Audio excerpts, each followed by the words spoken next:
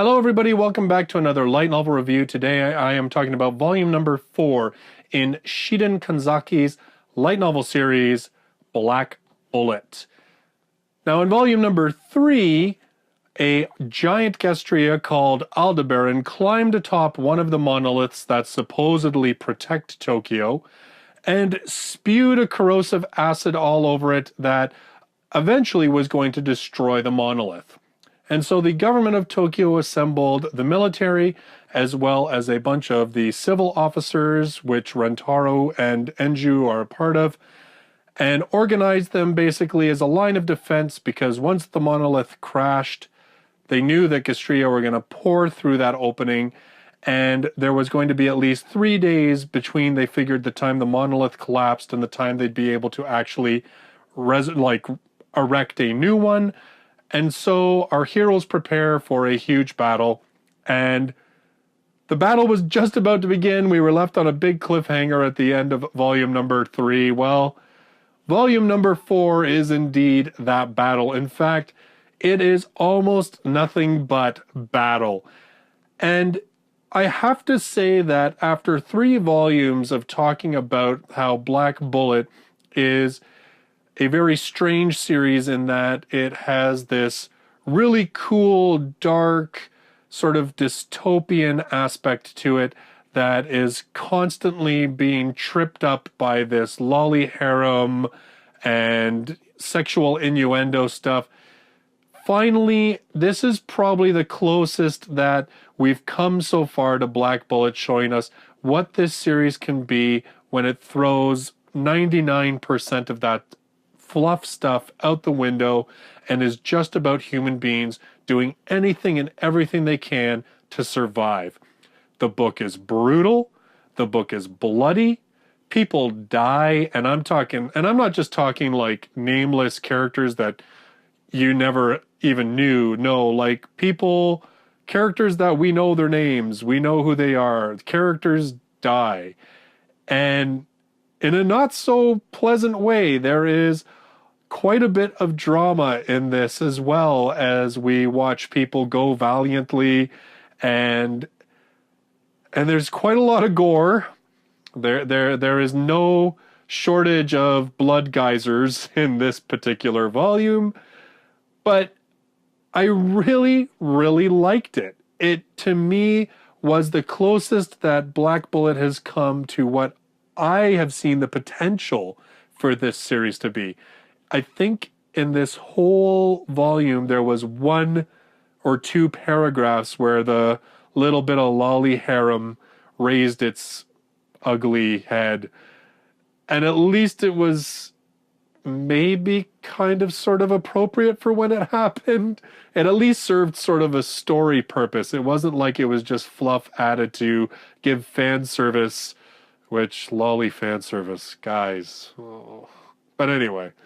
It wasn't there for fan service. It was there. It actually served a story purpose, thankfully. So this has come the closest to being what I think is the true nature of this series. And that is something that is dark, gritty, and violent.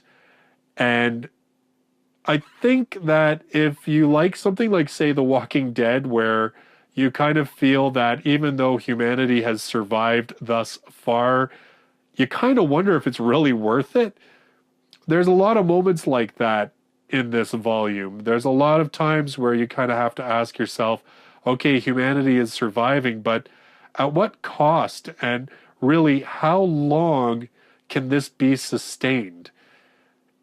It sort of sets a stage where I say, well, if that's what this book can be, then maybe there's hope for the future volumes. This is actually where the anime ends this volume. It finishes where the anime covered.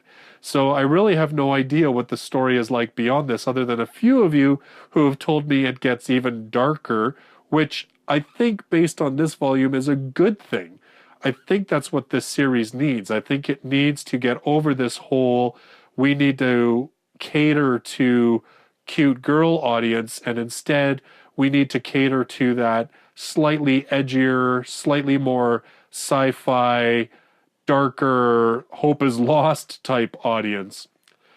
And in a lot of ways, this also reminds me a bit in this volume, particularly as we move towards the end of it.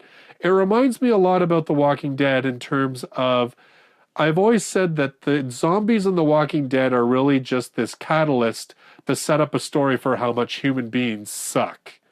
And you see elements of this in this series. In fact, at this point, I would have to say that after an entire volume dedicated to battle with the Gastria, I kind of think that the series is going to shift, at least for a volume or two, into more human conflict type stories, because I really don't see how they can immediately follow up this volume with just more Gastria battles, because, like I said, this battle was huge, it was epic, it was bloody.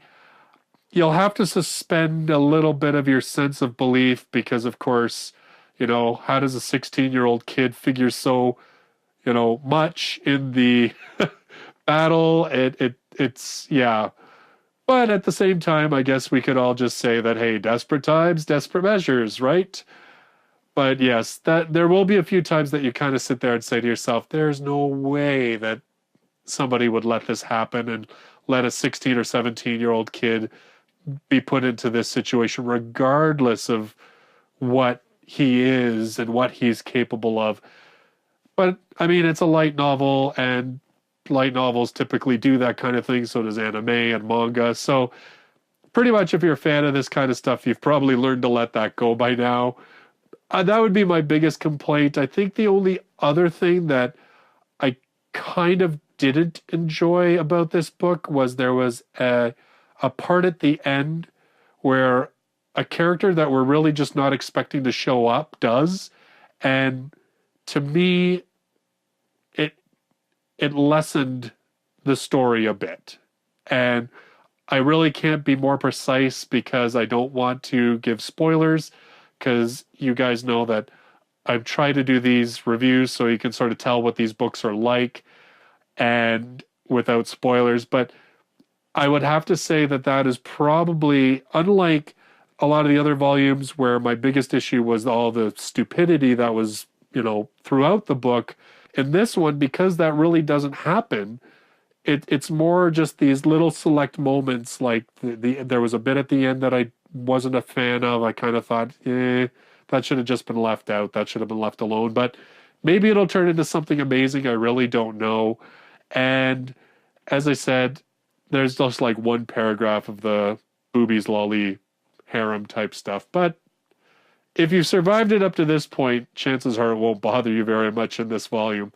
And I think that's probably the one thing to say, and I have said it already myself, this is my favorite volume so far. This is the volume that sort of says this is what Black Bullet could really be, and I really liked it. I wish the series had been more like this from the start, and I hope that it continues this sort of darker, edgier, not so much fan servicey type stuff into the future volumes. So those are my thoughts on volume number 4 of Black Bullet. Next week, I'm going to be reviewing Is It Wrong to Try to Pick Up Girls in a Dungeon side story, Sword Oratoria, volume number 1. So this is the side volume that is focusing on the love interest of the Danmachi series, which is Eyes Wallenstein.